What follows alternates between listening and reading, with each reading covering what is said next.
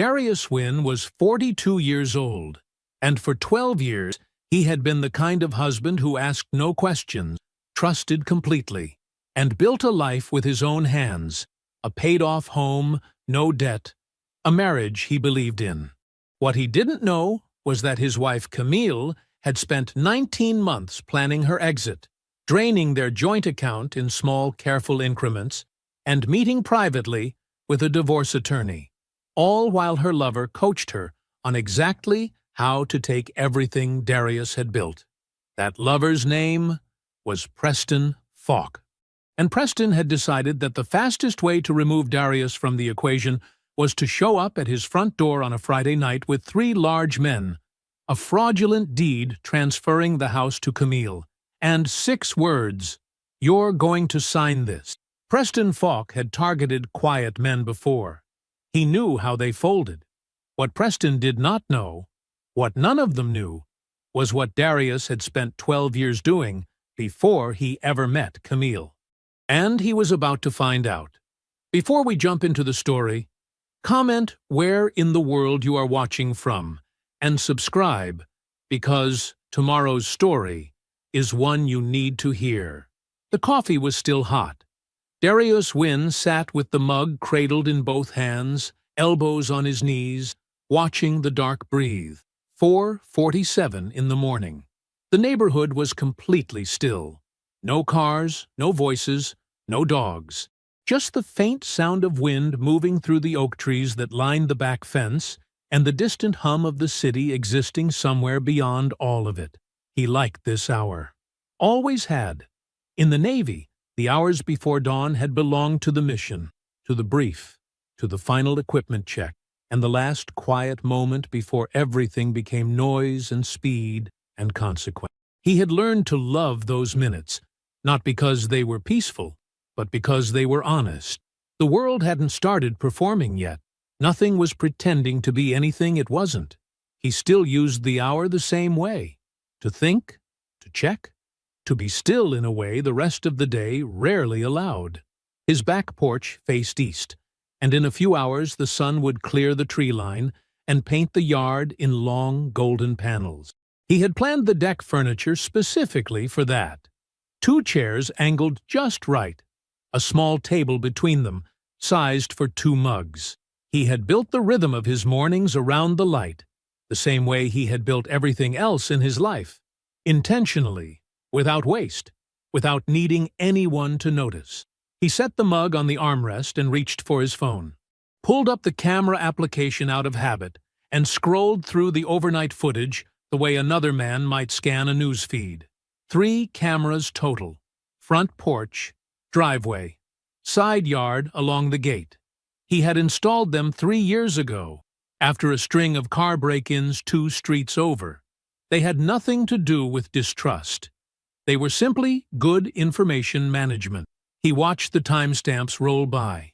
A raccoon at 2:11. A neighbor's cat along the fence at 3:40. Nothing else. Camille's car had been in the driveway all night. He noted that, filed it. He took another sip of coffee and let his eyes settle on the yard, the clean edges of the grass, the garden bed along the back fence that Camille had planted with marigolds 3 summers ago and still kept up every spring. He had built the raised beds for her one October weekend, measured twice, cut once, sealed the wood himself. She had seemed genuinely happy with them. He believed she had been. 12 years was a long time. He had met her at 29, just back from a deployment he didn't talk about. One that had started with 6 men and ended with 4, and those 2 missing people had left holes in him that didn't show on the outside, but took up permanent residence somewhere deep. He had come home quieter than he left, slower to speak, quicker to observe. Camille had been warmth, pure and easy warmth, the kind of person who laughed before the punchline and remembered everyone's birthday without writing it down. She had looked at him like he was worth looking at, and after what he had come back carrying, that had meant more than he ever told her. He had decided, in the deliberate way he decided everything, that she was worth building a life around. So he built it. He paid off the house in 11 years instead of 30. He structured their finances carefully, kept no debt, spent modestly, and saved consistently. Not because he was afraid of living, but because he had seen enough of the world to understand that freedom was the real currency. And freedom came from owing nothing to anyone. He had built a quiet life. A good one. He had believed they were in it together. But something had shifted. He couldn't point to a single moment. It was smaller than that. A collection of details that he noticed the way he noticed everything, without announcement. Camille coming home on a Tuesday, 40 minutes later than usual, with a story that was slightly too casual, slightly too smooth. A receipt in the kitchen for a restaurant he didn't recognize, for 2 people, on a night he had been home alone. A new perfume she had started wearing that she hadn't mentioned buying. A particular way she looked at her phone now, screen angled just slightly. The way people angled things they didn't want seen. He had not confronted her. That was not how he operated. When you moved too early, you got a lie. When you waited and watched and gathered the full picture, you got the truth. He had learned that lesson in places that did not forgive mistakes, and he had never forgotten it. He was watching. The back door opened, and she stepped out in her robe, pale blue, the one with the frayed left cuff she refused to replace because she said it was still good. Her hair was loose. Her smile was warm. She looked the way she had always looked in the mornings, soft and real and entirely at home in this life. "You're up early," she said.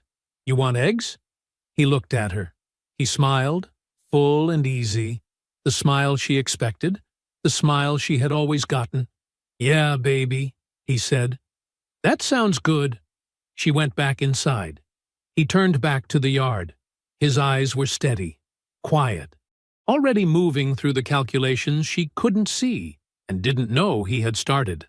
Roy's kitchen smelled like coffee and old wood, and the particular kind of quiet that settles into a house after decades of people living honestly inside it. The table was small, 4 chairs, oak, the kind of furniture built to last rather than to impress. A dish towel hung over the oven handle. A photograph of Roy and Marion on their wedding day sat in a frame on the windowsill above the sink, slightly tilted, the way things tilt in houses where no one is performing for guests.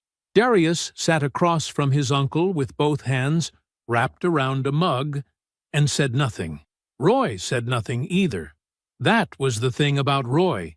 He had spent 30 years as a detective in a city that gave him every reason to talk too much, and instead he had learned that silence was the most useful tool in any room.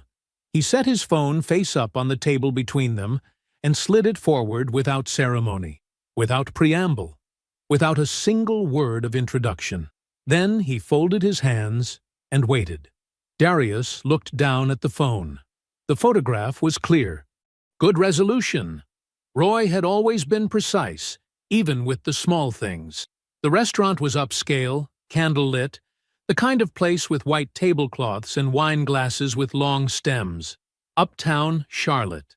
The kind of establishment Darius had taken Camille to for their anniversary, because she liked the atmosphere, and he liked watching her enjoy it. In the photograph, Camille was leaning across the table. She was kissing a man in a blue blazer. Not a brush. Not ambiguous.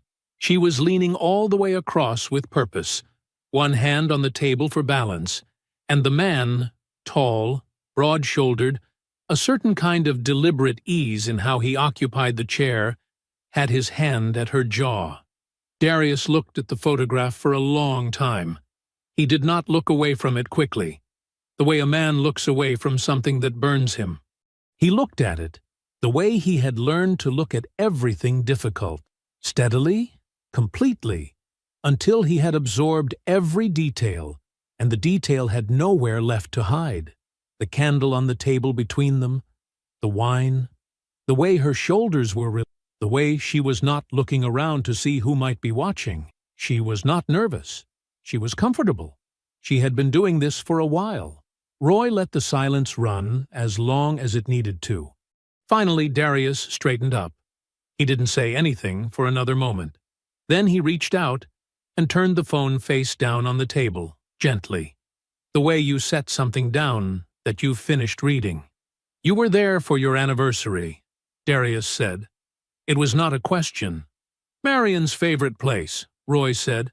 "We go every year." "You took it the same night." "Minute I saw her." Roy's voice was even.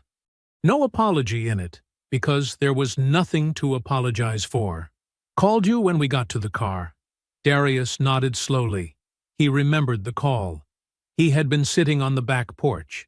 The same chair, the same dark, and he had looked at Roy's name on the screen and answered on the second ring.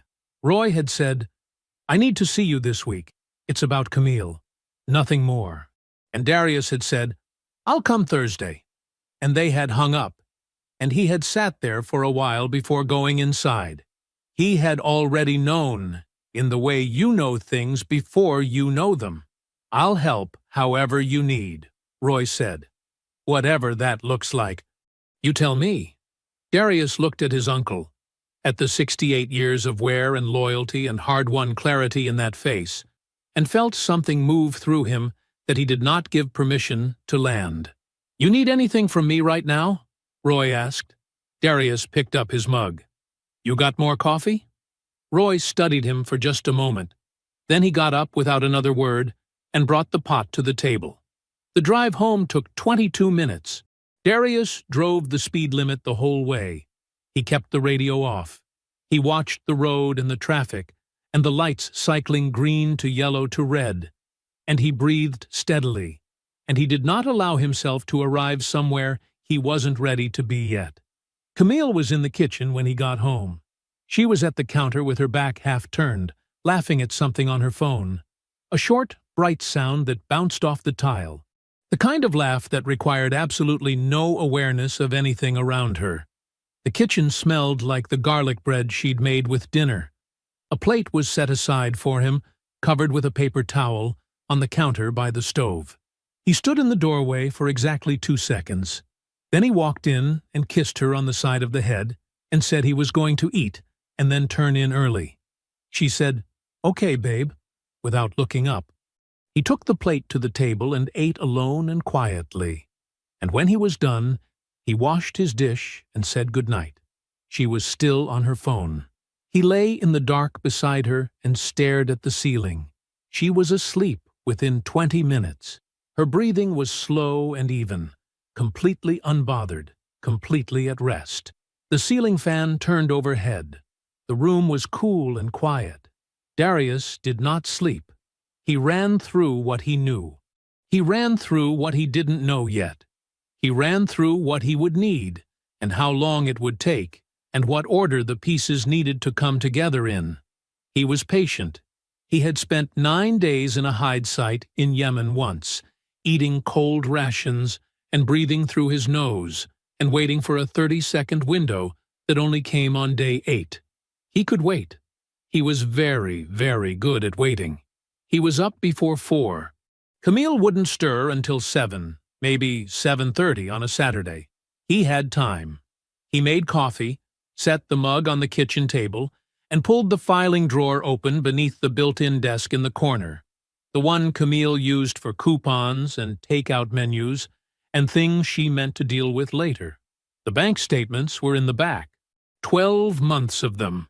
Paper copies he had always requested, even after everything went digital, because that was the kind of man he was. He set them on the table in order, oldest to newest, and sat down. He put on his reading glasses. He began. He had always auto-paid the household account, set it up years ago and let it run. Utilities, insurance, groceries, the occasional home repair. He reviewed the annual summary every January for tax purposes, and that was usually enough. There had never been a reason to look closer. There was a reason now. He went line by line. Every charge, every merchant, every date.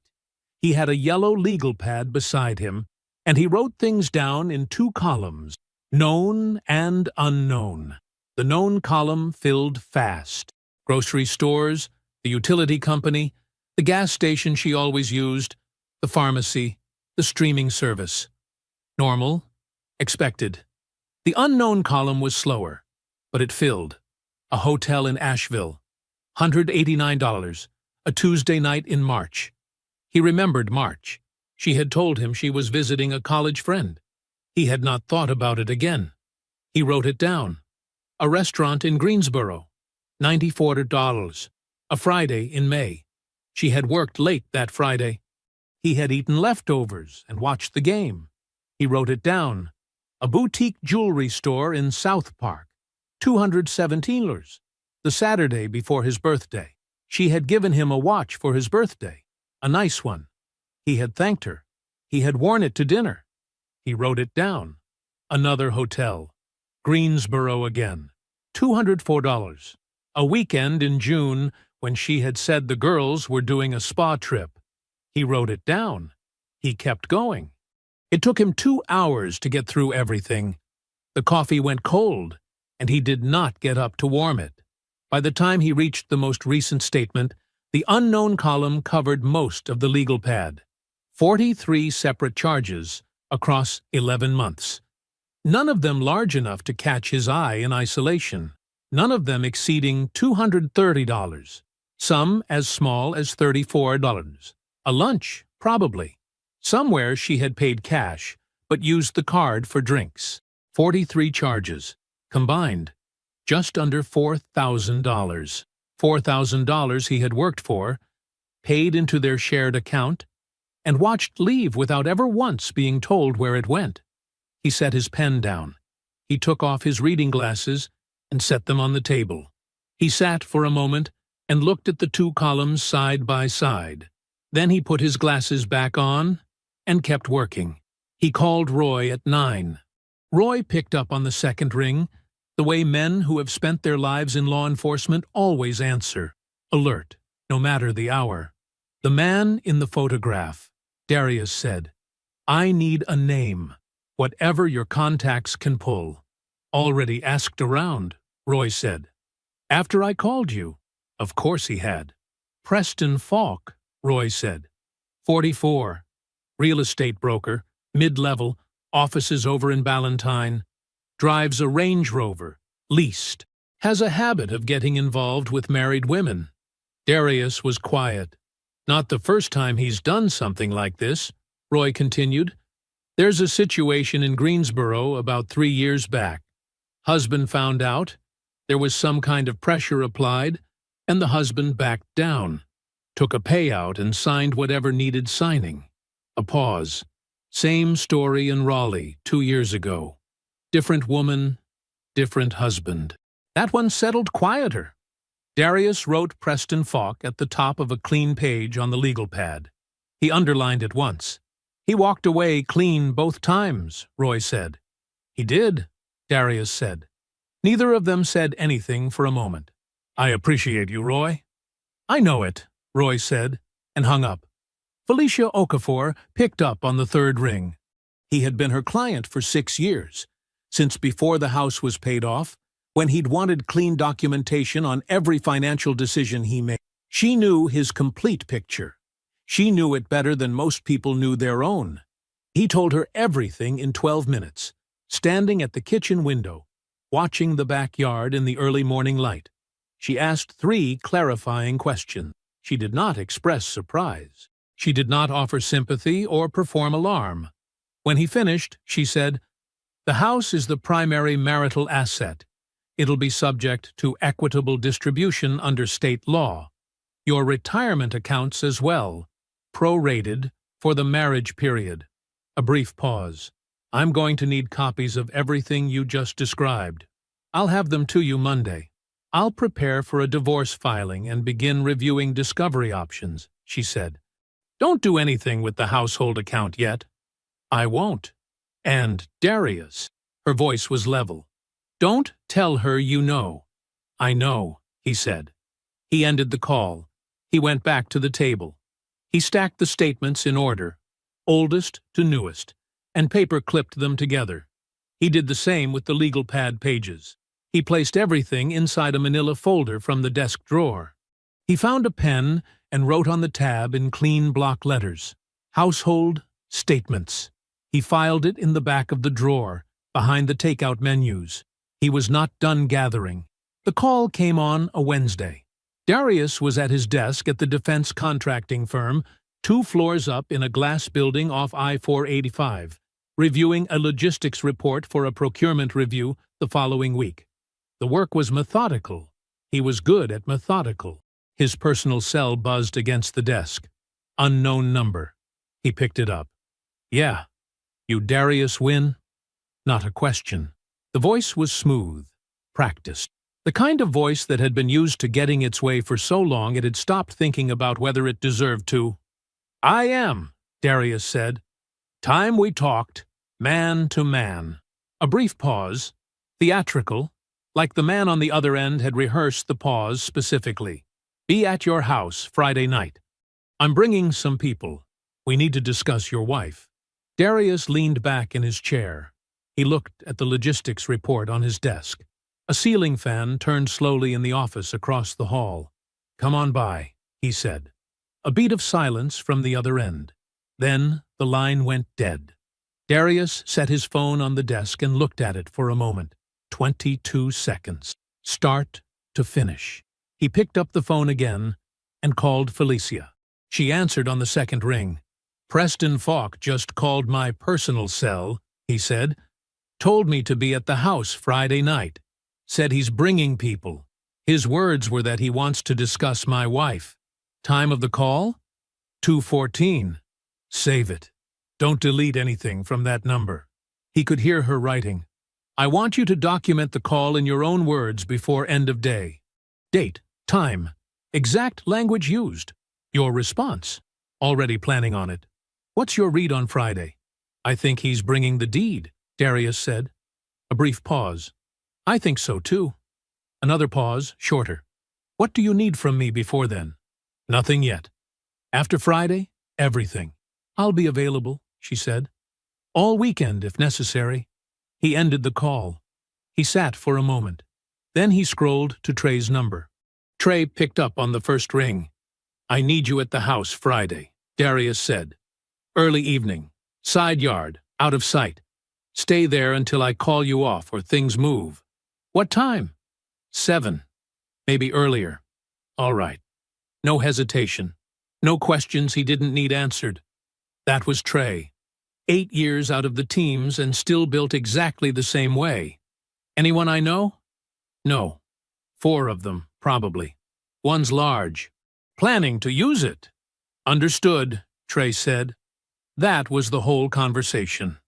Thursday morning, before Camille was up, Darius went outside with a small stepladder and his tool bag. The 3 property cameras had been in place for 2 years. Front porch, driveway, and the corner of the garage facing the side yard. Good cameras, high definition. He had installed them himself after a rash of package thefts in the neighborhood and kept them running out of habit ever since. He repositioned all 3. The porch camera he angled down and slightly right, giving it a clean view of the front door, the top porch step, and the full width of the landing.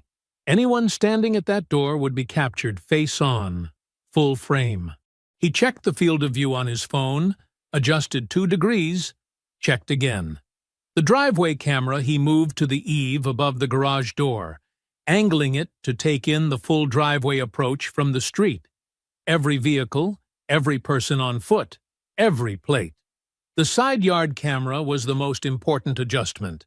He remounted it higher on the fence post, tilting it to cover the gap between the house and the shrub line where Trey would be positioned. He did not want Trey's presence in frame. He did not want any ambiguity about what the footage showed. When he was done, he pulled up all 3 feeds on his phone and walked the full front approach himself, from the street, up the driveway, to the porch, watching his own image move through each frame in sequence. Clean, complete, no dead angles. He went back inside. That afternoon he called a number he had not dialed in over a year. Marcus Webb, former NCIS. Good man. Sharp. Hypothetical, Darius said, after they had exchanged the brief pleasantries of men who do not call each other often but trust each other completely. Someone arrives at a private residence and presents a property transfer document, a deed, under the implied or direct threat of physical harm. The property owner is compelled to sign. What does North Carolina treat that as? Marcus didn't need long to think about it. Criminal extortion, he said. Conspiracy to commit fraud. Felony assault if there's any physical contact. Every person present who facilitated it carries exposure. Doesn't matter who drafted the document. Even if no one technically touches the homeowner? Physical duress doesn't require contact, Marcus said. Presence, numbers, and the implicit threat is enough. Prosecutors charge it as coercion. A pause. You need this for something? Just wanted to be clear on the law, Darius said. He already knew the answer. He had known it before he dialed. He wanted it documented that he had asked someone else. Friday came the way Fridays always came, quietly. The week releasing its grip by degrees.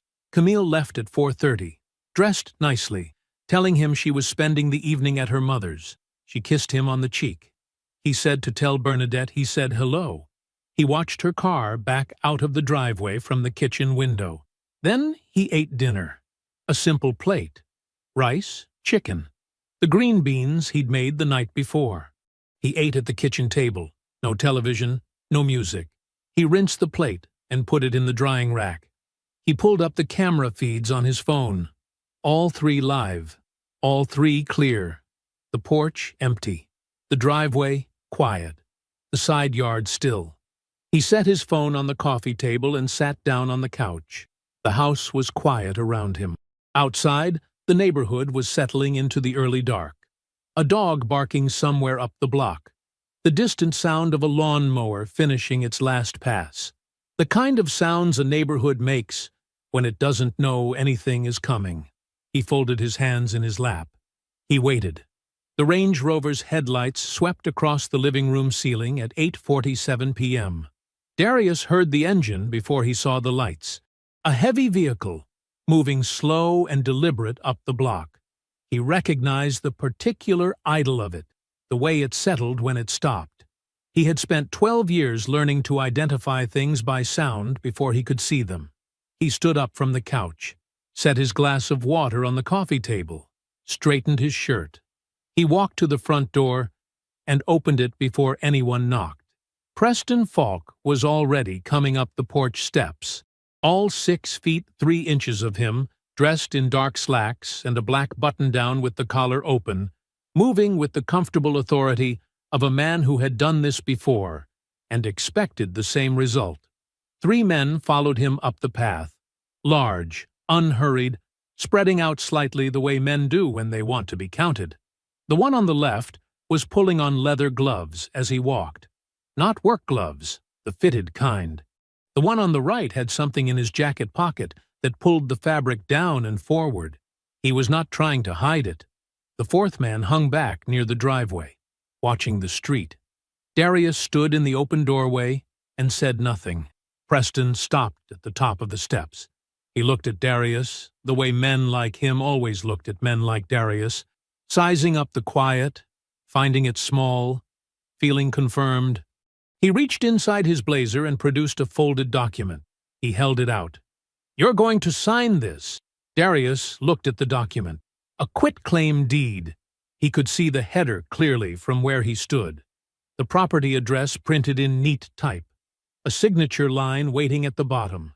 Someone had prepared it carefully. Someone who understood property law well enough to know which form to use and not well enough to know it didn't matter. He looked at Preston. He did not take the deed. The man with the leather gloves moved first. He came from the left, fast for his size, arm already pulling back. He had done this before, too. The difference was that everything he knew about how that motion ended was wrong. Darius stepped inside the swing, not away from it, into it, and the fist passed his ear close enough to feel the air. What happened next lasted 11 seconds by any honest count. The man with the gloves went down first, folded at the midsection and then at the knees. The man with the weighted pocket had time to reach for it and no time to use it. The third man, who had not yet committed to a direction, made the mistake of committing to one. Darius moved through all three of them the way water moves through a space, finding every opening, filling it, leaving nothing standing. He had not raised his voice. He was not breathing hard. He straightened his shirt again. Preston had not moved. He was still holding the deed, arm partially extended, frozen in the posture of a man whose plan had just stopped making sense. His eyes moved across the three men on the ground, one against the porch railing, one on his side on the steps, one sitting against the front of the house with both hands on his face, and came back to Darius. Trey stepped out of the side yard. He didn't say anything. He positioned himself between Preston and the driveway with the calm efficiency of a man taking a seat he had already reserved, and he stood there looking at Preston with an expression that contained no particular emotion. Preston looked at Trey, then back at Darius. Darius reached out and took the deed from Preston's hand. He did it gently, the way you take something from someone who should not be holding it. He looked at it once, folded it along its original crease, and stepped inside. He picked up his phone and dialed 911. "I need to report an assault and an attempted coerced property transfer," he said when the dispatcher answered. His voice was level, clear, the voice of a man giving a briefing. "4 men arrived at my residence and attempted to compel me under physical threat to sign a fraudulent deed. 3 of them initiated physical contact. All 4 are still on the premises. The incident was captured on 3 property cameras, high definition, audio-enabled." He gave the address. He described all 4 men. He noted the weighted object in the jacket pocket and the location of the deed in his hand. He was still on the call when Camille appeared in the hallway behind him. She had come through the back door, her key in the lock, her coat still on, her purse over one shoulder. She must have been close. She must have been waiting somewhere close. She looked past him through the open front door. She saw Preston on the porch. She saw the 2 men still on the ground, and the one against the railing. She saw Trey standing at the base of the steps. She saw the deed in Darius's hand. Her face moved through several expressions in quick succession. What it did not do was look surprised. It looked like a woman whose plan had just changed shape without her permission. There was calculation behind her eyes, cycling fast, trying to find the new version of the story. Her mouth opened slightly, and then closed. Darius watched her for a moment. Then he finished his statement to the dispatcher and ended the call. 3 patrol cars arrived within 11 minutes. Then, a 4th. The responding officers were efficient and thorough. They separated the men on the porch immediately, cuffed all 4, and began taking statements. One officer found the weighted object in the jacket pocket, a dense rubber-coated sap, the kind designed to produce maximum result with minimal visibility, and bagged it. Another photographed the porch, the positions of the men, the landing. The lead officer was Wallace. He was broad across the shoulders, somewhere in his late 40s, with the particular unhurried quality of a man who had been doing serious work long enough to stop performing it. He reviewed the footage on Darius's phone methodically, starting at the Range Rover's arrival, watching each camera in sequence, saying nothing until he had seen all of it twice. Then he looked up. "You got a military background?" he asked. "Navy," Darius said. "Retired." Wallace nodded slowly. His pen was poised above his notepad. "What rate?" "SEAL," Darius said. 12 years. Wallace absorbed that. He looked back at the phone. He looked at the 3 men on the ground, now seated against the front of the house with their wrists behind them, and did the math quietly and without comment. Then he wrote it in his notes. He said it without ceremony, without drama, the way men who understand that world say things. But Preston heard it. He was 6 feet away, seated on the top porch step, wrists cuffed behind his back, and he heard every word of it. The officer's question, Darius's answer, seal, 12 years.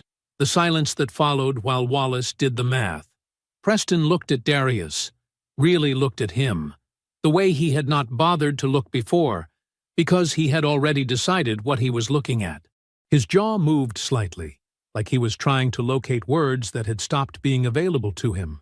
The deed, the men, the gloves, the Range Rover idling on a quiet street in Charlotte, while a man he had spent 2 months studying turned out to be someone he had never once actually seen. He looked at the 3 men beside him on the porch. He looked at Trey, still at the base of the steps, hands in his jacket pockets, unhurried. He looked at Darius one more time and said nothing. Camille was still standing in the hallway behind the screen door. She had heard it too. Darius did not look back at her. All 4 men were placed under arrest. The deed was logged into evidence. Wallace handed Darius a card and told him the DA's office would be in contact within 48 hours. Darius thanked him. Wallace nodded, a brief, specific nod, and walked back to his cruiser. The patrol cars pulled away one by one. The street went quiet. Darius went inside. He locked the front door. He called Felicia. She answered on the first ring. It happened, he said. Deed, 3 men. Assault on my porch. All 4 are in custody. The footage is clean. All 3 cameras. The deed is in evidence. Anyone hurt? Not me. A pause. 8 o'clock still works. 8 o'clock, he said. He ended the call. He set his phone on the counter. He went to the cabinet, took down a glass, and filled it with water from the tap. He stood at the kitchen window for a moment and drank it. The neighborhood was quiet outside, the kind of quiet that had no idea what had just moved through it. He rinsed the glass, put it in the drying rack. He walked down the hall to the bedroom, sat on the edge of the bed, and took off his shoes. He set them side by side on the floor, the way he always did. He lay down. He was asleep in under 4 minutes. Felicia Okafor's office was on the 4th floor of a building on South Tryon Street, clean and quiet, and exactly the kind of place where serious things got handled without drama.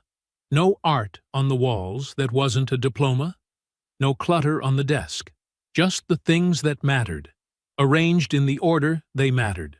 Darius arrived at 7:58. She was already at her desk when the receptionist brought him back, a manila folder open in front of her and a second one stacked beside it. She had reading glasses on. She took them off when he came in. "Sit down," she said. He sat. She did not ask how he was. That was one of the things he appreciated about Felicia. She had been his attorney for 6 years, and she had never once wasted his time asking questions that weren't useful. She opened the top folder and turned it to face him. "The deed is fraudulent on its face," she said. "Improperly executed, coerced under duress, which voids it automatically.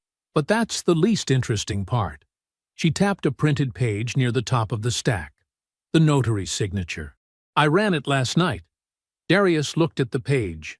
A name, a notary seal, a license number highlighted in yellow. "That notary is a professional contact of Preston's," Felicia said. "They have documented business history going back 4 years. That alone is enough for the DA to argue the deed was not some spontaneous idea Preston had on the way over." She paused. "But it gets more useful than that." She pulled the second folder and set it beside the first. Inside were 2 documents. Both had the same notary seal, highlighted in the same yellow marker. "Greensboro," she said, touching the first one. "Raleigh," she said, touching the second. Both connected to situations involving Preston Falk and married couples in the process of separating. Both involved property transfer documents that were later challenged. Both resolved before they reached a courtroom. She looked at Darius evenly. He has a method. He has used it before. And he has used the same notary each time, which means he has infrastructure. This is not a man who made a bad decision on a Friday night. This is a man who built a system. Darius looked at the two documents for a moment. "The DA," he said. "We'll want all of it," Felicia said. "What happened on your porch last night becomes a pattern of criminal conduct across multiple counties when it sits next to these two. That changes the charge exposure significantly." She closed the second folder. "I'll have everything to the DA's office by end of day." "And the divorce papers?" "Filed this morning," she said. 8:15. He nodded once. Felicia folded her hands on the desk. "There's something else." He waited. She opened the top folder again and turned to a page near the back. It was a photocopy of a handwritten document, 2 pages, front and back, written in a neat, organized hand that Darius recognized immediately. He had seen that handwriting on grocery lists and birthday cards and notes left on the kitchen counter for 12 years. "During discovery preparation, I flagged a consultation record," Felicia said. 7 months ago, Camille met with a divorce attorney, Gerald Marsh. He specializes in high-asset discovery, aggressive approach. What she brought with her to that first meeting is attached. Darius picked up the pages. It was a list, detailed and organized, structured the way someone structures a document they have spent real time thinking about. The house value, slightly inflated. Retirement accounts, figures that were in the right neighborhood but higher than accurate. A line item for what she called business assets, which suggested she believed there was something beyond his contracting salary she had not located yet. Notes in the margin about North Carolina's equitable distribution statute, a rough calculation at the bottom of the second page, a circled number representing what she expected to walk away with. She had done the math. She had brought the math to a lawyer. 7 months ago. Darius read both pages slowly. He set them down on the desk. He sat with it for a moment, the way he sat with everything, not reacting, just letting it settle into its true shape. "She wasn't leaving because she fell in love," he said. His voice was quiet and level. "She was leaving, on a schedule." Felicia said nothing. There was nothing to add to it. Darius looked up from the pages. "Full discovery," he said. "Everything. Phone records, account statements, correspondence, all of it." "Already started," she said. He stood. He buttoned his jacket. He reached across the desk and shook her hand the way he always did. Firm, brief, no ceremony. "I'll be in touch," he said. He walked out through the reception area, took the elevator down, and pushed through the glass door into the morning air on South Tryon. He crossed the parking lot to his truck and got in. He sat there for a moment with both hands on the wheel, not moving, looking at nothing in particular through the windshield. 7 months. She had been building a case against him for 7 months, sitting across from him at dinner, sleeping beside him, saying good morning, and be safe, and I love you, for 7 months. While a lawyer she had hired was waiting for documents she was quietly collecting. He started the truck. He had more to find. The phone records arrived on a Thursday. Felicia sent them over in a sealed envelope by courier, 4 inches thick, rubber-banded, with a yellow sticky note on the outside that said only, "Full recovery. 19 months. Call me after you read it." Darius picked the envelope up from the front porch at 6 in the evening. He set it on the kitchen counter. He made dinner, ate it at the table, washed his plate, and dried it. He put it away. He poured a glass of water. He sat down. Then he opened the envelope. The messages were organized chronologically. Earliest first. Felicia had flagged sections with colored tabs. Blue for financial coordination, red for legal strategy, yellow for everything else. The yellow tabs were the most numerous, by a wide margin. He started at the beginning. The first messages between Camille and Preston were 19 months ago, 3 months before Darius had noticed anything at all. At that point, reading the timestamps now, he and Camille had been to dinner twice that week. He remembered that week. She had seemed happy. He kept reading. Preston, it became clear, had done his homework before he ever made his move. An early message, a long one, the kind a man types slowly and deliberately, laid out what he knew about Darius with the calm, organized confidence of someone briefing a plan. Owns the house outright. No mortgage. No visible debt. Keeps his finances quiet. No social media. No flashy spending. Works federal contracting, which means solid salary, solid benefits, and probably solid retirement contributions going back years. Conservative guy. Private. The kind that stacks money because he doesn't feel the need to show it. Your settlement could be significant if this is handled right. Darius read that paragraph twice, not because it surprised him, because Preston had read him from the outside, clocked his discipline and his modesty and his quiet life, and translated all of it into a target profile. The things Darius had built deliberately, the life he had chosen on purpose, had been assessed for extraction value by a man who had never exchanged a single word with him. He turned the page. The coaching started in month 2. Preston walked Camille through which financial documents to photograph, tax returns, retirement statements, household account records. He explained North Carolina's equitable distribution statute in plain terms and told her the longer she maintained the marriage past a certain threshold, the stronger her claim. He told her exactly what to preserve and exactly what not to touch. Camille, in those messages, was not passive. She asked precise questions. She pushed back when Preston's estimates seemed too conservative. She sent him photographs of documents with notes attached, asking him to confirm she had gotten the right pages. She was organized, attentive, and thorough. She had brought that same thoroughness to 12 years of marriage. He had always admired it. He kept reading. The yellow-tabbed sections were different. They were not strategic. They were personal. In month 4, Camille wrote, "He has no idea. That's the thing about D. He's always been like this, just content. Doesn't push for anything, doesn't want anything more. I used to think it was steady. Now, I just think it's small. In month 9, he asked me tonight if I was okay. I almost felt bad. Almost. Then I remembered I'm the one who has to live this life, and I got over it pretty fast. In month 14, he trusts me completely. That's actually what makes this so easy. He built everything on the assumption that I wouldn't do this. His whole plan depends on me being who he thinks I am." And then, near the end, in a message Camille sent to Preston 2 weeks before Roy took the photograph at the restaurant, "He won't see it coming. Men like him never do. They're too busy being good." Darius set that page down on the table. He sat for a long time in the kitchen, in the quiet, with the overhead light on and the rest of the house dark around him. He thought about being 29 years old, freshly back from a deployment that ended with 2 of his teammates in boxes and him on a plane home with no good way to explain to anyone what that felt like. He had been hollowed out in a way that didn't show on the outside and didn't have a name he could use in polite conversation.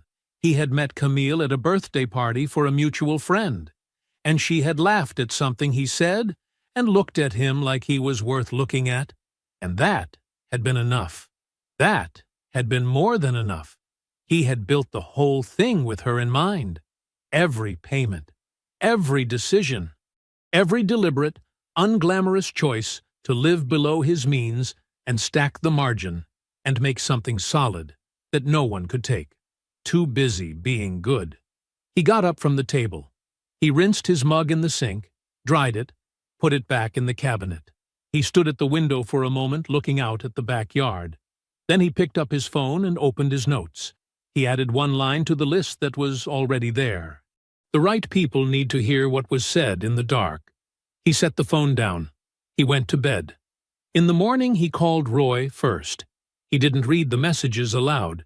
He described what they contained, plainly, without theater, and told Roy the shape of what had been going on for 19 months. Roy listened without interrupting. When Darius finished, there was a brief silence. "She did all that," Roy said. "Not a question." "All of it," Darius said. "Documented." Another silence. "What do you need from me?" Roy asked. "Nothing dramatic," Darius said. "Just be honest. When people in her circle ask how I'm doing, and they will, tell them the truth. Not more than the truth. Just the truth." "I can do that," Roy said. "I know you can," Darius said.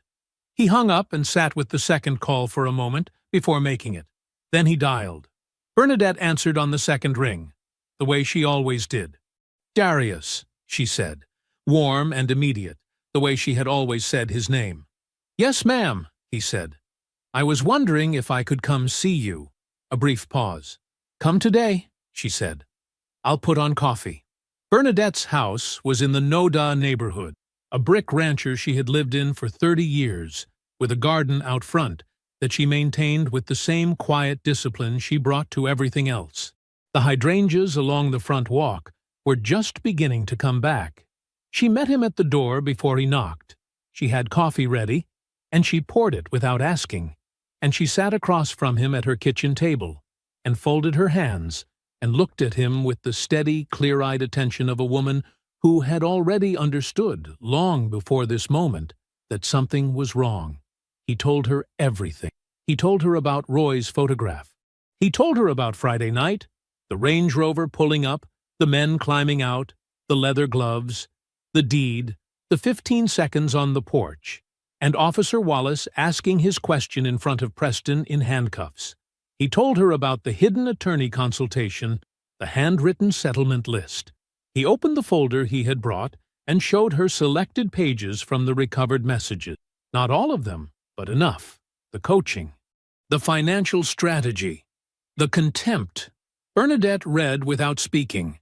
She read slowly, the way someone reads something they want to make sure they are understanding correctly, because the alternative is that they are understanding it just fine, and it is exactly as bad as it appears. She set the pages down. She sat with her hands folded and looked at the table for a long moment. The kitchen was very quiet. Then she looked up at him. "I told her," Bernadette said. Her voice was steady and low. "I told her you were a good man, and she would not find another one." Darius nodded once. He did not ask her to do anything. That was not why he had come. He had come because Bernadette had stood at his wedding and called him son without being asked to, and meant it, and she deserved to hear the truth from him directly, not as rumor, not as courthouse paperwork, but from his mouth, sitting across her kitchen table, the same way he had always talked to her. He finished his coffee. He thanked her for the time. He stood, and she stood with him, and at the door she took his hand in both of hers and held it for a moment without saying anything. He drove home. Camille's attorney was a woman named Sandra Veitch, sharp, expensive, and not in the habit of softening bad news. She delivered it across a mahogany desk on a Tuesday morning, 3 weeks after the divorce papers landed. "The house equity is subject to equitable distribution," Sandra said. "North Carolina is not a community property state, but the court will look at the full picture. Length of the marriage, contributions, current financial standing. You'll receive a portion, not half, necessarily. A portion." Camille shifted in her chair. "How much is a portion?" Sandra set down her pen. "Less than you estimated when you came to see me the first time." Camille had brought that handwritten list to her first consultation like a shopping receipt. Hotels she had already priced out. A figure she had built her next 2 years around. Sandra had reviewed Darius's actual financial picture through the discovery filings and found a man who lived cleanly and saved deliberately and carried no hidden accounts, no secondary properties, no overlooked income streams worth excavating. What there was real, but it was not what Camille had counted on. And the retirement accounts? "Split per statute," Sandra said, "which is what they always do." Camille sat with that for a moment. The number in her head, the one she had been carrying for 7 months, the one she had written in careful handwriting in Sandra's office a lifetime ago, quietly revised itself downward in a way she was not ready for. She drove home in silence. Preston was holding his version together with both hands. He told his professional contacts the same story in rotation. The charges were exaggerated. The deed was a legal instrument misrepresented by a vindictive husband. The whole thing was being dramatized because Darius Wynne couldn't accept that his marriage was over. He said it with the ease of a man who had talked his way out of things before. He said it at lunch meetings and in parking lot conversations, and over the phone to the broker in his network who controlled the listings he needed to stay relevant. Some of them nodded. Some of them seemed to believe him, at least initially. But the DA's filings were a matter of public record, and public records had a way of circulating in professional circles where reputation was the only currency that actually mattered. By the fourth week, 2 colleagues had stopped returning his calls. A third told him plainly that he needed to let things settle before they talked business. The brokerage where he held his license issued a formal notice of inquiry. Nothing decided yet. But the notice existed now, and notices had a way of becoming things. He told Camille the situation was manageable. He believed it less each time he said it. The rooms were different. That was the only way Camille could describe it to herself, in the quiet of her apartment at night. The rooms were different when she walked into them. Her Aunt Gloria had called last Sunday, a call that lasted 4 minutes instead of the usual 20, with a particular careful quality to Gloria's voice, like a woman choosing each word the way you choose footing on uncertain ground. Her cousin Lena had seen her at the grocery store and smiled and kept moving. A woman from her church small group had texted to say she was praying for her, which was the kind of message that said more in what it didn't say than in what it did. Camille knew the shape of this. She had watched it happen to other women in other situations, from a comfortable distance, with the private confidence that she would never be the one it happened to. Her mother was not gossiping. That was the thing that made it so hard to fight. Bernadette did not gossip. Everyone who knew her understood that, which meant that when Bernadette said something, she was not spreading a story. She was reporting a fact, and the people who received those facts trusted them completely, because Bernadette had spent 63 years earning exactly that kind of trust. Camille could not call her mother a liar. She could not call anyone Bernadette had spoken to and offer a competing version. The ground had already been shaped before she arrived in any room, and the shape of it was not in her favor. Preston found the airfield by accident. A contact mentioned the helicopter in passing, the way people mention details they assume everyone already knows. Preston did not already know. He drove out on a Thursday afternoon, parked on the gravel shoulder outside the fence line, and waited. He saw them 40 minutes later.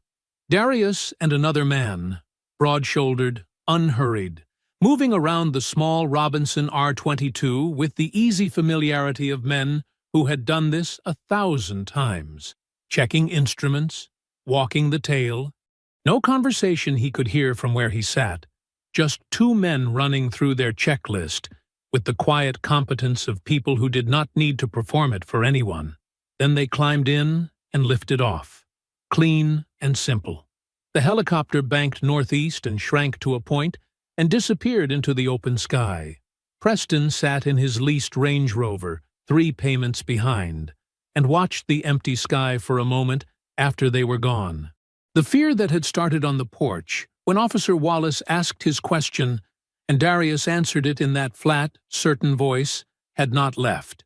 It had only settled deeper, gotten quieter, become the kind of thing that sat under everything else and did not announce itself, but was always there. He drove back to the city without calling Camille. Darius called Bernadette on a Friday evening and asked her to gather the immediate family at her home within the week. Just the core people, he said. Your sisters, Marcus, whoever Camille would want in that room. Bernadette was quiet for a moment. And Camille herself? Yes, Darius said. Another pause. What should I tell them it's about? Tell them I have things to say that the family deserves to hear directly, before everything becomes courthouse paperwork. All right, baby, Bernadette said. I'll make it happen.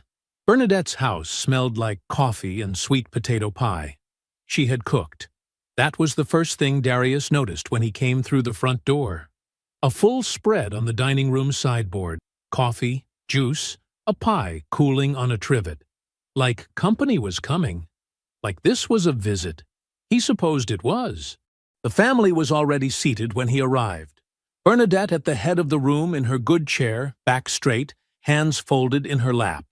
Her sisters, Gloria and May, side by side on the sofa, both in church clothes at 6 in the evening, which told him something about how seriously Bernadette had framed the occasion. Camille's brother Marcus sat apart from the women near the window, elbows on his knees, watching the door. Camille came in 5 minutes after Darius. She stopped when she saw the room, just for a beat, a fraction of a second where her expression recalibrated. She had been expecting something else. He could see it. Maybe a conversation between two people. Not 7. Maybe a chance to manage the narrative before it settled. She sat down in the open chair near the door. No one offered her the pie. Darius did not stand.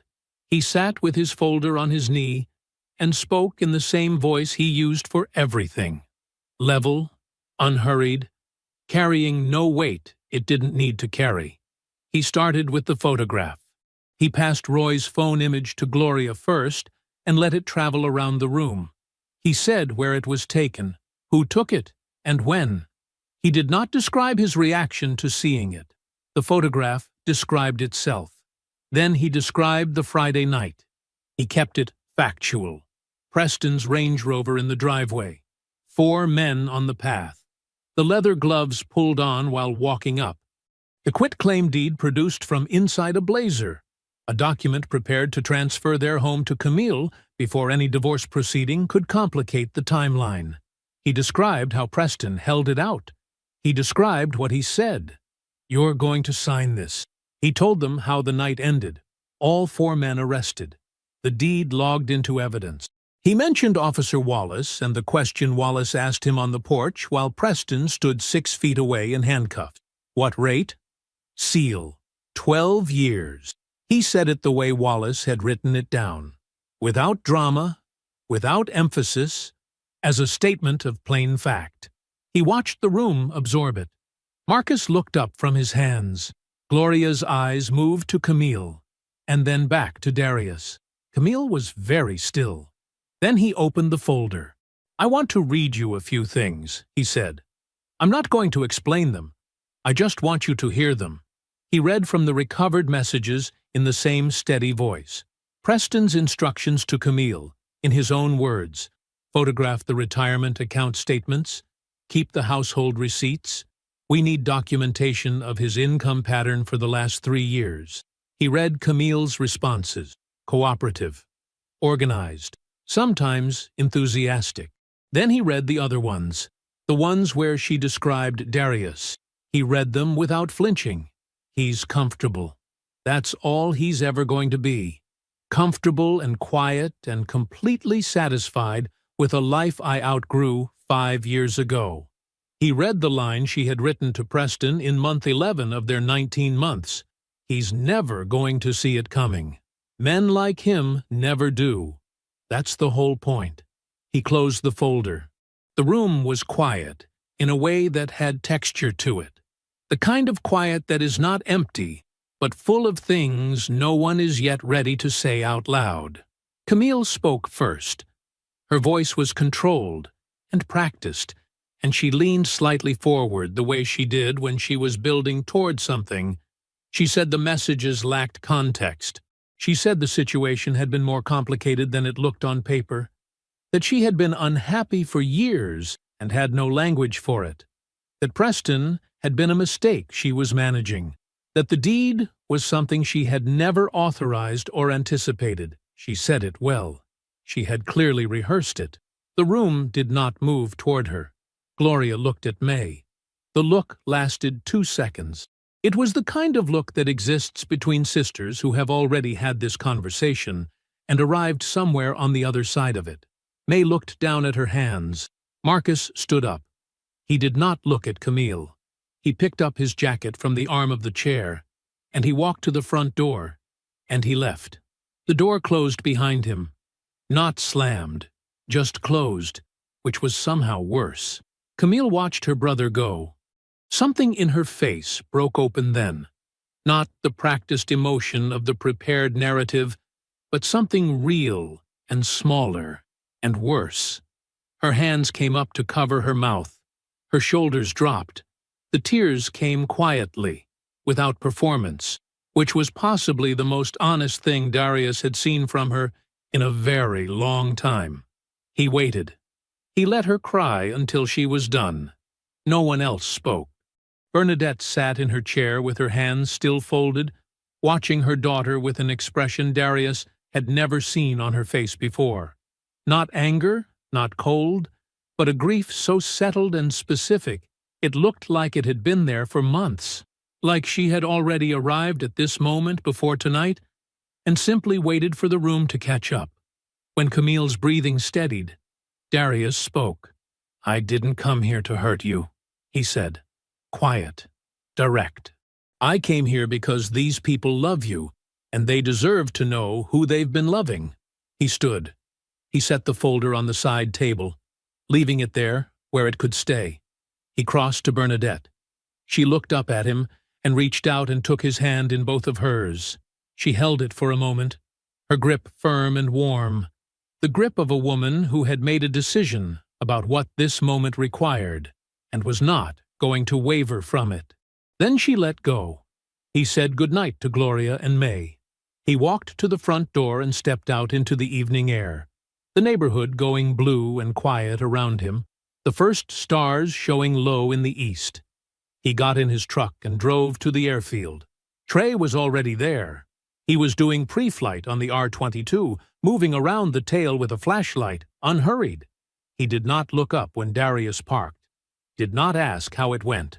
Darius climbed out of the truck and walked over and picked up the other side of the checklist, without a word. They worked through it together in the gathering dark. By the time they climbed in, the sun was a thin orange line behind the tree line to the west. Trey brought the engine up and the rotors turned, and the ground fell away beneath them. The airfield, the road, the city spreading in every direction, all of it shrinking, all of it letting go. They flew northeast. No destination, just up and out and free. 14 months later, the deck was exactly as he had planned it. Wide enough for 2 chairs and a small table, facing east. Built over 3 weekends in October, when the air turned cool and the leaves came down in the backyard one at a time, slow and unhurried, like they weren't in any particular rush to go anywhere. He had laid every board himself, cut every angle, set every screw flush and level. Trey had come by the second weekend and worked alongside him without being asked, and they had not talked much, just built, and when it was done it was solid, in the way that things built carefully, and without shortcuts, tend to be solid. Darius sat in one of the 2 chairs now and watched the morning come in. The sky went from gray to the color of copper, to something pale and clean that didn't have a name he knew. The neighborhood was still asleep. A dog somewhere 2 houses down shifted and resettled. A car passed on the street out front, early commuter, headlights still on. Then quiet again. He wrapped both hands around his mug and let the warmth move through his palms. Preston Falk had been at a minimum security facility 2 hours outside Charlotte for almost 11 months now. 32 months total. That was the plea. His real estate license was gone.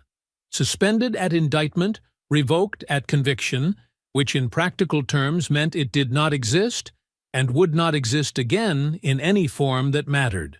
The Range Rover had gone back to the dealership while he was still in county waiting on sentencing. 3 payments behind. The dealership did not wait. The $85,000 civil judgment sat attached to his name like a second shadow. It was accruing interest. It would be there when he got out, attached to every paycheck and every account he ever opened, patient and unbothered. the way consequences tend to be when they are written down in a courthouse and signed by a judge. His 3 associates were serving their time in separate facilities. The man with the leather gloves, the one who had moved first on the porch, the one who had decided in that particular fraction of a second that Darius was someone worth moving against, had received the longest term. He had 14 months remaining. Darius did not think about him often. The notary had cooperated early and pled separately. His cooperation had tightened the case considerably. The DA had not needed to be persuaded. Camille had not been charged. The DA reviewed her involvement thoroughly. The text messages were clear about what she knew and when she knew it, but proving beyond a reasonable doubt that she had directed or anticipated the physical assault was a different bar than the one the messages cleared. Her attorney had argued she understood the deed as a negotiating instrument. The DA had looked at the evidence and made a judgment call, but she had been deposed extensively in the civil proceeding. Her testimony, under oath, about what she knew and when she knew it and what her role had been across 19 months, was now a permanent public record attached to her name. Searchable. Permanent. The kind of thing that existed in databases and did not go away because time passed or because she wished it would. Judge Harriet Odom had presided over the divorce. 30 years on the bench. She had read the full discovery record herself. Felicia had made sure of that. And she had factored Camille's systematic withdrawal of marital funds as dissipation of marital assets without requiring extensive argument to do so. The settlement was real. Camille received her legal share of the house equity, the accounts divided cleanly per state law. But the dissipation ruling reduced her final number in ways that made it a fraction of the figure she had once written in careful handwriting on a list in another attorney's office. The plan had been built on an assumption. The assumption had been wrong. She lived in an apartment now, in a part of Charlotte that was not where she had imagined herself at 39. She worked. She was building something slowly, without a blueprint and without a partner. In the particular silence that follows a life you constructed carefully and watched come apart because the foundation was not what you believed it was. Bernadette called her every week.